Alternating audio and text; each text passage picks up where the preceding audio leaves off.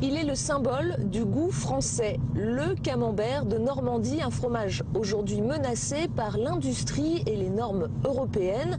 Alors peut-on encore bien manger en France? Les produits de qualité sont-ils en danger? Direction la Normandie, région gourmande par excellence, je vous emmène.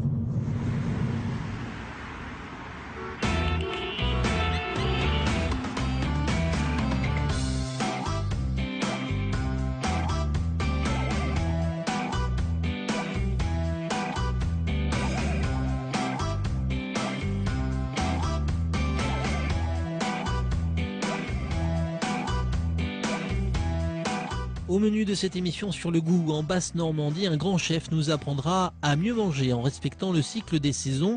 Cuisine haut de gamme, mais aussi cuisine accessible à tous, avec les astuces d'une conseillère de la Banque alimentaire pour cuisiner pas cher. Enfin, rencontre avec ces entreprises qui inventent les aliments de demain. Et pour démarrer, détour par Camembert, un patrimoine menacé.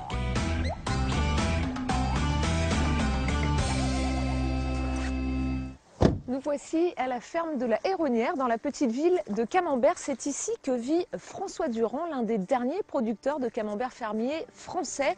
Une exploitation familiale, 60 vaches, du lait cru moulé à la louche, un petit goût de Normandie qui résiste à l'industrie.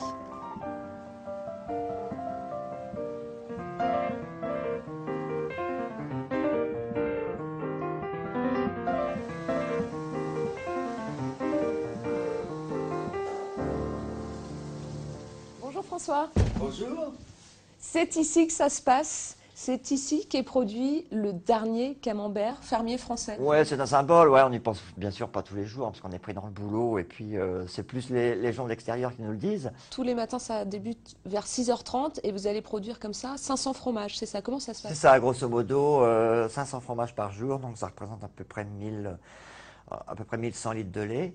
Donc, bien sûr, on commence par la traite. Hein. C'est pas moi qui l'a fait, la traite. Puisque c'est vos propres vaches, c'est ça? Oui, bien sûr. Un camembert fermier, ça implique d'avoir nos propres vaches. Ouais. 8 heures, on commence à réchauffer le lait. Alors, simplement le tiédir, le lait, hein, parce que contrairement à la pasteurisation, chez nous, le lait est cru, donc il est réchauffé seulement à 32 degrés. C'est ça qui fait la différence. Voilà, la grosse différence avec la majeure partie des camemberts qu'on trouve maintenant dans le commerce, c'est que les camemberts de Normandie sont fabriqués au lait cru. Ouais. Ça, c'est votre camembert fermier qui est là, bientôt prêt à manger? Voilà, non, pas prêt à manger, bientôt prêt à emballer. Là, on a vraiment l'odeur du camembert. Hein. Pourquoi c'est si important pour vous de défendre cette tradition-là? C'est important parce que je ne voudrais pas qu'on perde la notion du goût du vrai camembert qu'on pouvait trouver ou qu'avaient tous les camemberts il y a une cinquantaine d'années. Et quand on voit maintenant des camemberts qui sont insipides, qui sont bien sûr toujours standards, toujours au même goût toute l'année, mais sans saveur, alors qu'un camembert au lait cru, il y a vraiment des moments où c'est parfait, où il dégage vraiment une saveur extraordinaire. Vous prenez toujours autant de plaisir à en manger du camembert depuis 30 ans? Oui. François, avant de vous quitter, on va le goûter quand même, ce camembert. Il n'est pas question que je parte sans l'avoir goûté.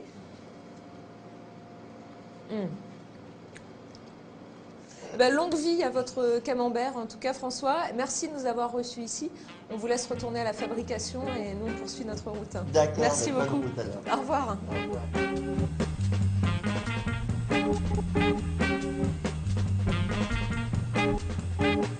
C'est en ce moment la pleine période de récolte des pommes. Je vous propose d'aller voir un producteur de cidre qui, comme François, dit défendre le goût. Seulement, avec 30 millions de bouteilles par an, peut-on encore parler de défense du terroir?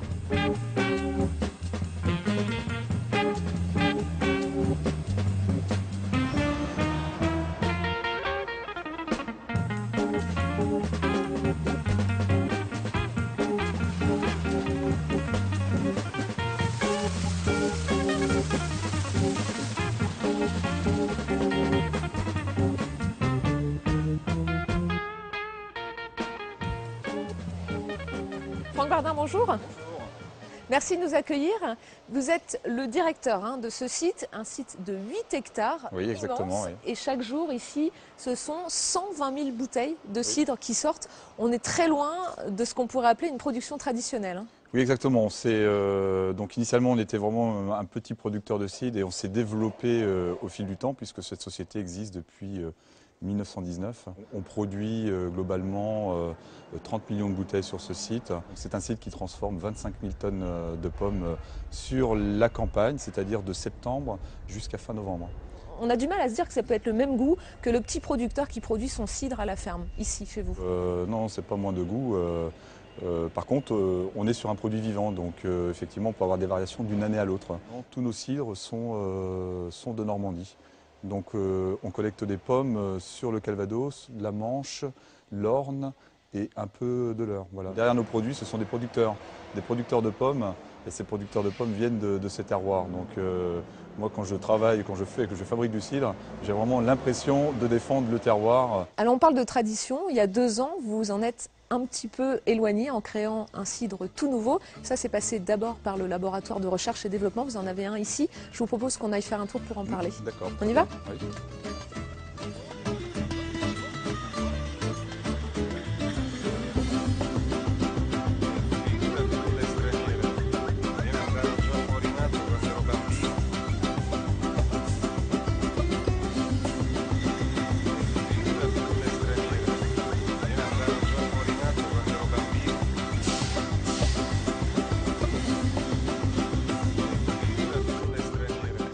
Nous y voici, Franck, dans votre laboratoire recherche et développement. Et c'est ici que se trouve votre nouveauté.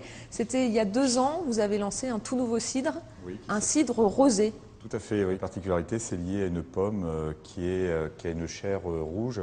Ah oui. Regardez, voyez. Une pomme à la chair rouge comme ça, c'est totalement naturel ça ? Tout à fait, oui, tout à fait. Elle existait à l'origine, sauf qu'on a dû la retravailler parce qu'on s'est aperçu qu'elle perdait sa couleur. La retravailler, ça veut dire quoi ? On a fait des croisements ou on lui a injecté des produits ? Non, on a fait des croisements avec d'autres variétés pour obtenir cette variété. Alors là, on est quand même très loin de la tradition, on est totalement dans le marketing. Dans le marketing, et puis aussi, on veut toucher de nouveaux consommateurs dans le secteur du cidre. On est assez loin du cidre, mais la base est la même. Le process d'élaboration, de préparation est complètement identique. Est-ce que demain, on est prêt à tout pour pouvoir faire consommer du cidre ici ? La chose qu'on se refuse dans nos produits à notre marque Écusson, c'est d'intégrer des concentrés dilués à base d'eau. Donc ça, on se l'interdit complètement, parce que derrière, on va perdre fatalement en termes de goût.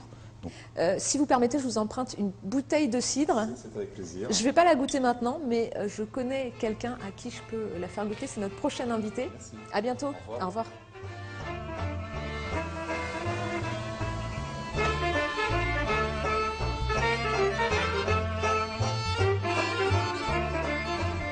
Face à la montée en puissance des industriels de l'agroalimentaire, certains sont entrés en résistance. Direction le marché de Saint-Pierre-sur-Dive, à une quinzaine de kilomètres d'ici. Le chef Philippe Arfo nous y attend avec son panier pour faire les courses. Un chef, et pas n'importe lequel, à la tête d'un hôtel-restaurant 3 étoiles, Philippe Arfo cuisine au rythme des saisons et défend le goût depuis 30 ans.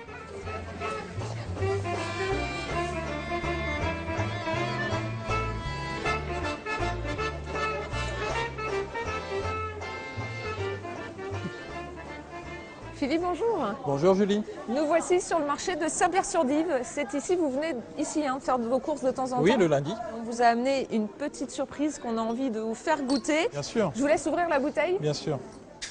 Voilà, Tout doucement, on n'a pas besoin de faire... un petit cheat.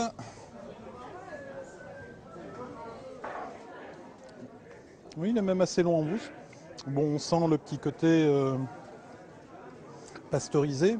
Le fait de pasteuriser le cidre augmente le degré de sucrosité. Donc on a quelque chose qu'on appelle un peu plus compoté. On est loin du cidre traditionnel produit à la ferme. Oui, c'est vrai, on est loin du cidre traditionnel produit à la ferme, mais il faut savoir que la production des cidres fermiers est telle que sa diffusion est restreinte. On a besoin de cette industrie du cidre pour promouvoir le cidre pour le plus grand nombre. Je fais souvent le parallèle entre le vin et le cidre. Le vin, tout le monde ne peut pas s'acheter un Château Pétrus ou un Premier Grand Cru. Philippe, on laisse le cidre de côté. Je ne vais pas en abuser parce que je reprends la route après. On prend le panier et on va faire le marché.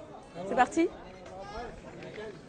Alors Philippe, vous êtes le président de l'association Slow Food en Basse-Normandie. Tout à fait, oui. Slow Food, c'est un mouvement international qui est né en Italie en 1986. À l'époque, il y a un fast-food qui s'installe sur la place centrale de Rome. Et ce mouvement naît, le but de défendre aujourd'hui la gastronomie traditionnelle. C'était une évidence pour vous d'adhérer à ce mouvement ? Oui, c'était une évidence pour moi, dans le sens où ça fait une petite trentaine d'années que je milite pour la défense du bien manger et des bonnes saveurs. Nous, on défend 3 mots, qui sont le bon, le propre et le juste. Je pense que ce sont les 3 mots emblématiques du mouvement Slow Food. Le bon, c'est le bien manger, des bonnes choses avec lesquelles on se fait plaisir, donc avoir de vraies saveurs dans la bouche et dans l'assiette. Ensuite, le propre, ce sont des produits qui doivent être proprement produits. Donc on respecte l'environnement, on a une vraie démarche vis-à-vis de la protection de la terre et de son environnement. Et ensuite le juste, c'est que celui qui produit doit être justement rémunéré de son travail. Apprendre à bien manger, à bien acheter et à bien cuisiner. Si j'ai bien compris, je risque pas de vous apercevoir si je vais manger dans un fast-food. Là ça va devenir difficile, mais je l'ai quand même fait. Qu'est-ce qu'on va prendre dans notre panier? Alors, ce qu'on va prendre dans le panier, on va prendre 2-3 concombres. C'est quoi le légume de saison? Alors, là octobre-novembre, on est en période de transition. C'est-à-dire que vous avez encore des légumes dits d'été et vous avez les légumes d'automne qui commencent à arriver. Donc c'est une période un peu chanceuse en fait parce qu'on peut mélanger un petit peu les genres. Je vais prendre aussi 2 potimarrons, mais là, ce sont des potimarrons qui ont vécu leur vie, c'est-à-dire ils ont été comme ça pendant toute la saison, ils ont poussé comme ça. On va prendre un peu de panais. Alors ça fait partie des légumes avec lesquels on cuisine plus beaucoup. Hein. Mais un peu. Avec, hein. Alors ça, on peut en faire des veloutés délicieux, j'en fais des soupes, j'en fais des purées. Ça a un goût un petit peu plus proche entre persil, céleri, donc ça a un croquant plus agréable. On peut le manger cru, on peut le cuisiner. Oui, je pense. Je vais vous laisser le porter maintenant. Ah bon? Au revoir.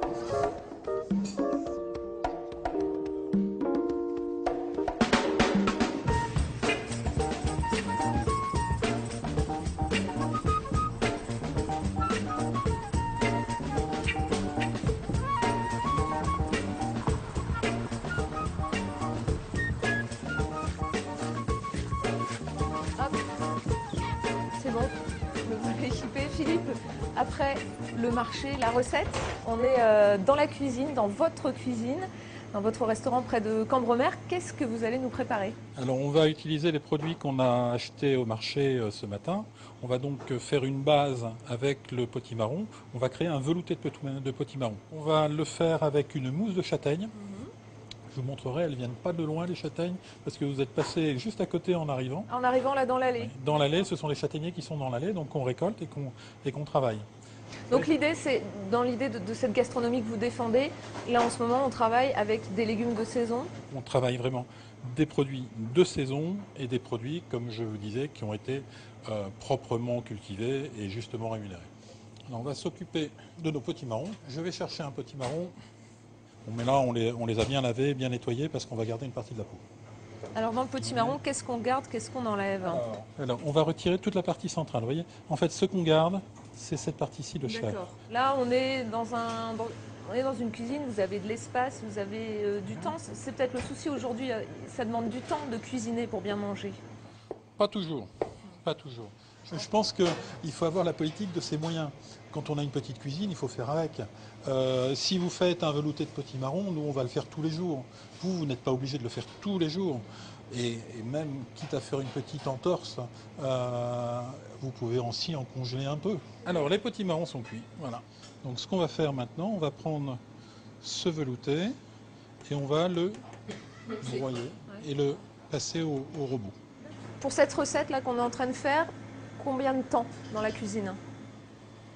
10 minutes, un quart d'heure de préparation, 20 minutes de cuisson et 10 minutes de finition. Alors Philippe, ça y est, on est prêt à dresser notre velouté. Le potimarron. On a le potimarron. Avec sa mousse de châtaigne. Ça, vous en faites quoi, une entrée ou un... C'est une entrée. Un peu de mousse, un petit peu de... Voilà, je vous laisse goûter en même temps que moi. Hein.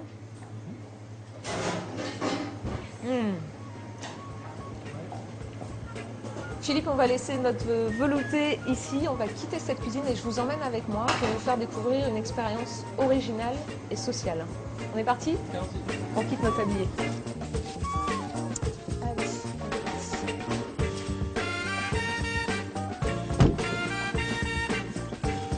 Ça veut dire que le goût en France, le bon goût, le produit de qualité, il n'est pas en danger? Non, je pense pas. Je pense pas parce il y a toujours une quantité de producteurs qui ont le goût du bienfait et cette population grandit au fur et à mesure. Donc non, je suis pas inquiet là-dessus. Je suis plus inquiet sur l'éducation que l'on devra donner aux jeunes dans l'avenir pour qu'ils continuent à perpétuer cette volonté de bien faire, de bien produire. Et chez vous, c'est maman qui cuisinait? Eh oui. C'est exclusivement ma mère qui cuisine. Papa du tout? Il ne savait même pas où était la porte de la cuisine.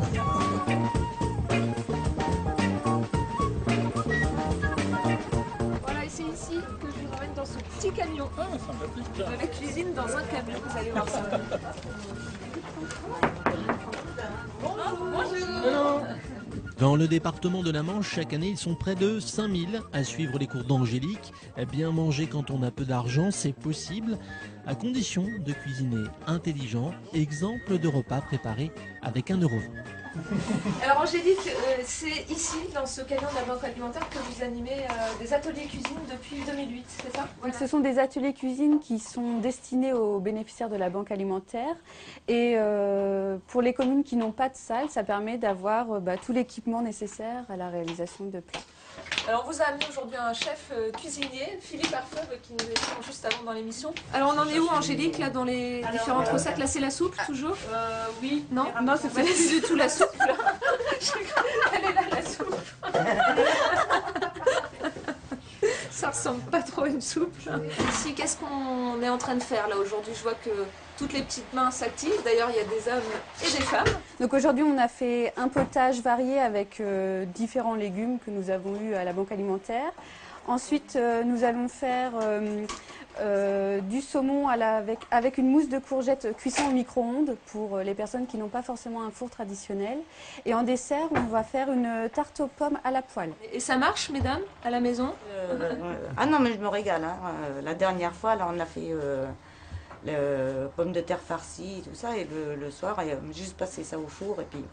On voit qu'en France, les ménages les plus pauvres dépensent en gros 140 € par mois pour la nourriture. Ça ne semble pas beaucoup? Je pense, oui, qu'on peut cuisiner pour pas cher et bien. Et je pense que 140 €, c'est beaucoup pour certaines personnes. Je pense qu'il y a des bénéficiaires qui ne peuvent pas dépenser 140 € tous les mois pour l'alimentation. Est-ce que c'est compliqué aujourd'hui, mesdames, messieurs, de faire à manger pour pas cher? Nous, je sais qu'on est 4 et si on ne calcule pas au plus juste, on n'y arrive pas, quoi. Le problème, il est là. Il faut quand même bien calculer, bien regarder les prix, la qualité quand même aussi, parce que même si on achète des lardons à pas cher mais que c'est plein de gras, ben... L'atelier cuisine, c'est vraiment aussi pour prouver aux personnes que de faire soi-même, de cuisiner et pas acheter tout prêt, bien, ça revient vraiment à beaucoup moins cher que d'acheter des plats tout prêts. Il n'y a pas longtemps, on me demandait, mais pourquoi on ne pourrait pas utiliser des purées de pommes de terre synthétiques, enfin synthétiques, je m'entends, mais c'est trop cher. C'est trop cher. Si on achète 1 kilo de pommes de terre, on va le payer entre 2 et 3 fois moins cher que de la purée floconnée. Alors Philippe, vous avez amené une petite surprise. On a ramené une petite chose que vous connaissez peut-être, qui est le potimarron. On le trouve en ce moment pour pas trop cher. C'est vrai, on doit être aux alentours d'1,50 € le kilo, je pense. Donc on est un petit peu plus cher que le kilo de pommes de terre, sauf qu'entre 1 kilo de pommes de terre et 1 kilo de potimarron, c'est pas du tout la même valeur nutritive. Donc je pense qu'il faut aussi apprendre à acheter intelligent. On va vous le laisser là, Angélique. Moi j'aime bien, ça me va très bien. Les pâtes à tarte, comme ça, là, comme on fait, est-ce qu'il y a... une petite astuce. Donc si vous mettez un petit peu de levure dedans, le mieux c'est de le laisser reposer.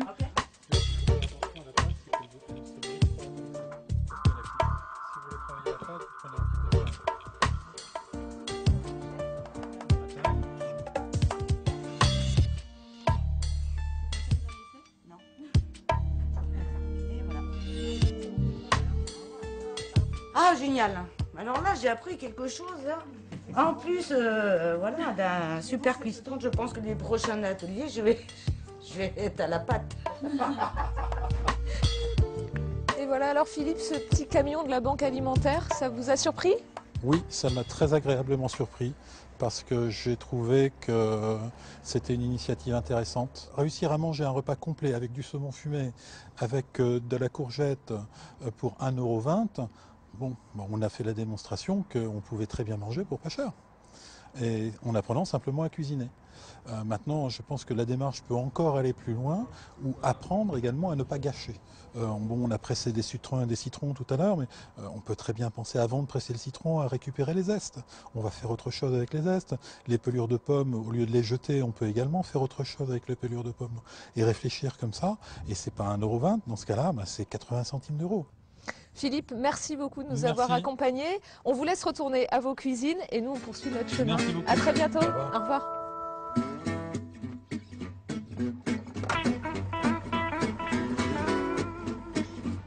On a goûté du cidre, du camembert, on a appris à cuisiner des légumes de saison et pour pas cher.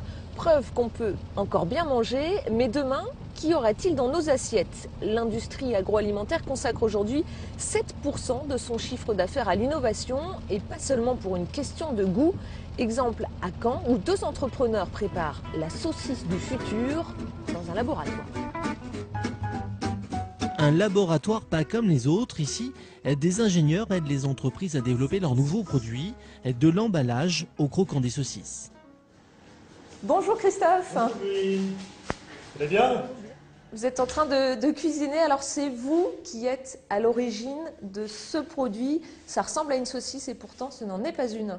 Voilà, c'est une saucisse de poisson, tout simplement, et qui est destinée pour les enfants, pour faire consommer du poisson à nos enfants. La composition de ce produit est de 70% de poisson, en l'occurrence c'est du saumon, et les 30 autres pourcents, c'est du sel, de l'huile, et le produit ne contient ni colorant, ni conservateur, et aucun additif.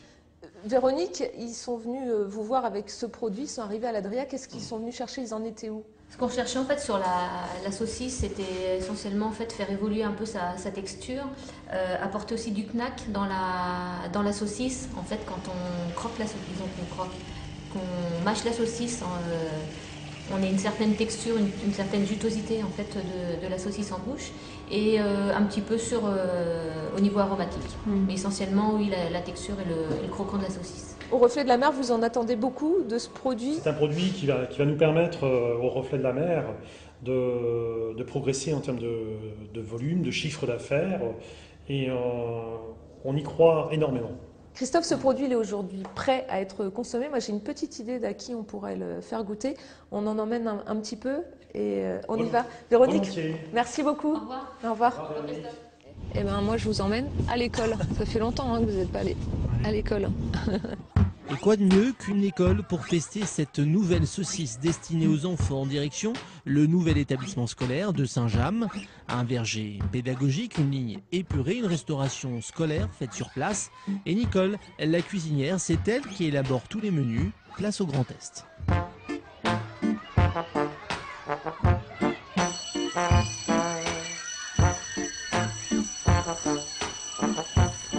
Je propose qu'on mette notre équipement. On a la petite glace pour voir si, voilà, si tout est OK. Si on n'a pas l'air trop ridicule. On prend notre paquet surprise et puis on y va. Alors c'est Nicole, la chef cuistot. Bonjour. Bonjour Nicole. Bonjour. La chef de cette cuisine. Je vous présente Christophe. Alors Nicole, c'est vous la chef dans cette cuisine et c'est une cuisine où tout est cuisiné sur place. Sur place, oui. C'est pas tous les jours maintenant dans les écoles. Ah non, non. Nous, on essaye de faire le plus possible traditionnel. Ce midi, ils ont du poisson sauce citron avec un riz au curry. Ah justement, Nicole, du poisson ce midi, et nous, on vous a amené une petite surprise. Enfin, Christophe vous en a amené une. On avait envie d'avoir votre avis. Voilà, donc c'est un produit celui qui sait pas. Qui est semblable voilà, au gnocchi traditionnel, un petit peu plus clair. Oui. Mais on a essayé de se rapprocher le plus le plus près possible de ce qui existe aujourd'hui. Alors cette knackfish, on va la goûter parce qu'on est quand même venu pour ça. Vous acceptez de la goûter? Oui, parce que nous, on fait toujours goûter. Nous, on goûte nous-mêmes avant de donner aux enfants. Toujours. Voilà. On va déposer à la pièce. Voilà. Donc elle se découpe bien.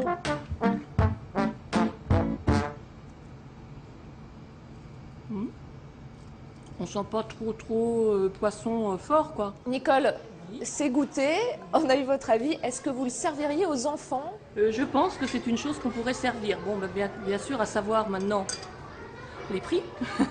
Tout ça, pour nous, c'est ça qui joue beaucoup. Mais sinon, moi, je suis prête à le mettre aux enfants. Ah oui, je suis sûre que les enfants, ils vont adopter.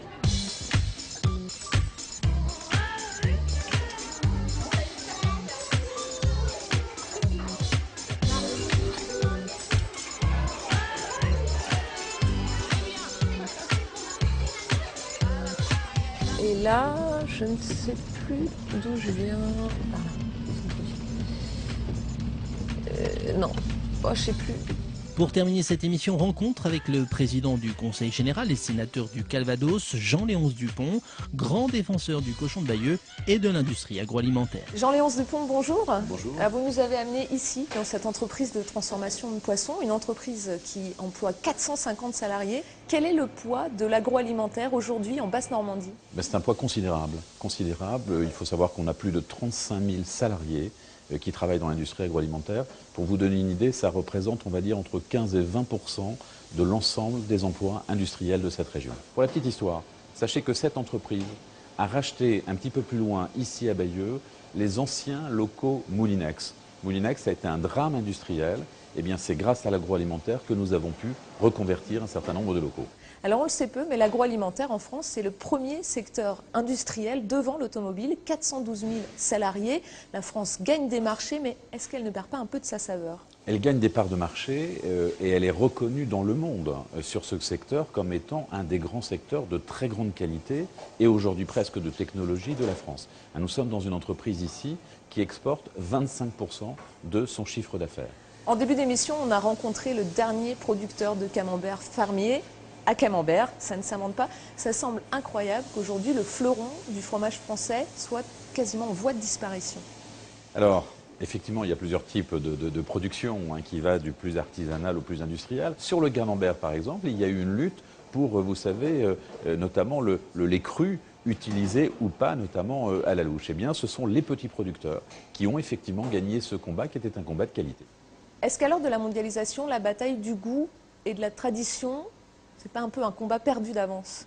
Je ne crois pas du tout, et notamment pour le goût. Bien entendu, vous ne vendrez pas au niveau international ce que vous avez strictement en production de proximité, mais vous pouvez partir de la qualité de ces produits, vous pouvez voir les modes de transformation intelligents, vous pouvez les industrialiser, et vous pouvez quand même vous situer sur un domaine à l'exportation extrêmement important, et je le dis, reconnu au niveau mondial.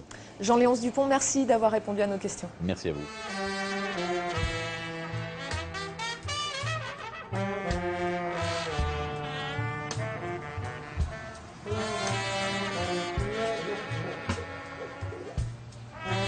Notre balade en Basse-Normandie s'achève, du camembert fermier au cidre industriel. On a vu ici des producteurs qui chacun, à leur manière, défendent leur idée du goût. C'est maintenant au consommateur de choisir quand il en a les moyens. En attendant la prochaine émission, on reste en contact sur notre compte Twitter. À bientôt pour une nouvelle balade dans une France inattendue. Si tu vas pas bien, achète un chien. Si t'as le cafard, achète un clébard. Si tu n'as pas de peau, achète un cabot. Si tu manques de pep, achète un clef.